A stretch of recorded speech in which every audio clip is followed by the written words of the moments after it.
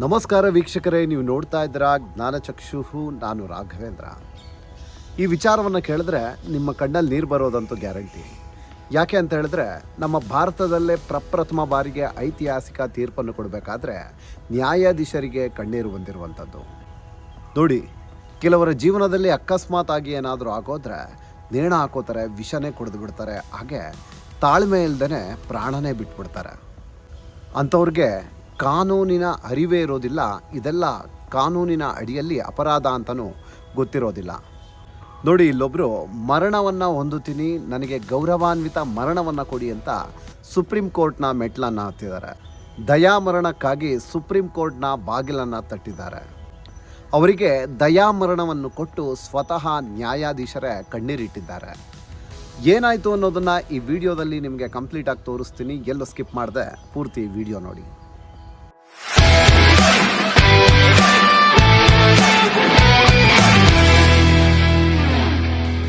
ಏನಂತ ಹೇಳಿದ್ರೆ, ಉತ್ತರ ಪ್ರದೇಶದಲ್ಲಿ ಒಬ್ಬರು ತಂದೆ ತಾಯಿ ಇರ್ತಾರೆ. ಅವರು ಗಾಜಿಯಾಬಾದಲ್ಲಿರ್ತಾರೆ. ಅವರ ಮಗ ಹರೀಶ್ ರಾಣಾ ಅಂತ ಇರ್ತಾನೆ. ಆತ ಚಂಡೀಗಢಲ್ಲಿ ಸಿವಿಲ್ ಇಂಜಿನಿಯರ್ನ ಮಾಡ್ತಾ ಇರ್ತಾನೆ, ಒಂದು PGಯಲ್ಲಿ ಉಳ್ಕೊಂಡಿರ್ತಾನೆ. ಇವರು ತಂದೆ ತಾಯಿ ಇಲ್ಲಿ ಉತ್ತರ ಪ್ರದೇಶದಲ್ಲಿ ರಸ್ತೆ ಬದಿಯಲ್ಲಿ ಸ್ಯಾಂಡ್ವಿಚನ್ನು ಮಾರಾಟವನ್ನು ಮಾಡ್ತಾ ಇರ್ತಾರೆ. ಬಂದಂಥ ಆದಾಯದಲ್ಲಿ ಮಗನಿಗೆ ಸಿವಿಲ್ ಇಂಜಿನಿಯರ್ನ ಓದಿಸ್ತಾ ಇರ್ತಾರೆ. ಆದರೆ 2013ರಲ್ಲಿ ಹರೀಶ್ ರಾಣಾ ಅನ್ನೋ ಆತ ಏನು ಅವನಿದ್ದಂಥ PGಯಲ್ಲಿ 4ನೇ ಫ್ಲೋರಿಂದ ಬಿದ್ದು ತಲೆಗೆ ಪೆಟ್ಟು ಬಿದ್ದು ಅವನು ಕೋಮಾದಲ್ಲಿರ್ತಾನೆ. ಇದು ನಡೆದಿರುವಂಥ ಘಟನೆ 2013ರಲ್ಲಿ. ಆದರೆ ಇಲ್ಲಿವರೆಗೂ ಅವನು 13 ವರ್ಷ ಕೋಮಾದಲ್ಲೇ ಇರ್ತಾನೆ.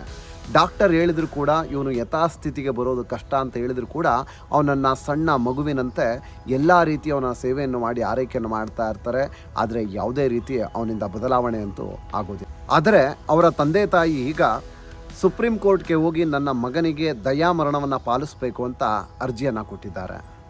ಯಾಕೆ ಅಂತ ಹೇಳಿದ್ರೆ, ನಮಗೆ ಈಗ ವಯಸ್ಸಾಗಿದೆ, ಮೊದಲಿನಂತೆ ನಮ್ಮ ಮಗನನ್ನು ನಮ್ಮ ಕೈಯಲ್ಲಿ ನೋಡ್ಕೊಳ್ಳಿಕ್ಕೆ ಆಗೋದಿಲ್ಲ.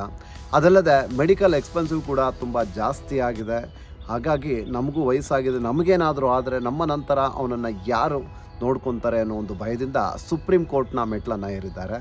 ಸುಪ್ರೀಂ ಕೋರ್ಟ್ ಕೂಡ ಈ ದಯಾಮರಣಕ್ಕೆ ಆದೇಶವನ್ನು ನೀಡಿದೆ. ನೋಡಿ, ಒಂದು ಘಟನೆಯಿಂದ 13 ವರ್ಷ ಈ ಹರೀಶ್ ರಾಣಾ ಅವರು ಕೂಡ ಕೋಮದಲ್ಲಿ ನರಕದಲ್ಲಿ ಇದ್ದರು.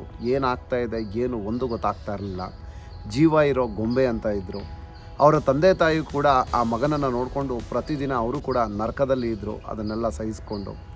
ಏನಂತ ಹೇಳಿದ್ರೆ, ಹರೀಶ್ ರಾಣಾ ಅವ್ರ ಜೀವನದಲ್ಲಿ ಈ ಘಟನೆ ನಡೆದಿಲ್ಲ ಅಂತ ಹೇಳಿದರೆ ಅವರು ಕೂಡ ಚೆನ್ನಾಗಿ ಓದಿ ಒಂದು ಒಳ್ಳೆ ಕೆಲಸಕ್ಕೆ ಸೇರಿ ಅವರ ತಂದೆ ತಾಯಿಯನ್ನು ತುಂಬ ಎಲ್ಲರಂತೆ ಚೆನ್ನಾಗಿ ನೋಡ್ಕೋತಾ ಇದ್ರು ಅನಿಸ್ತಾ ಇತ್ತು. ಆದರೆ ಈ ದುರಾದೃಷ್ಟವಶಾತ್ ಈ ರೀತಿ ಎಲ್ಲ ಮಾಡಿದೆ.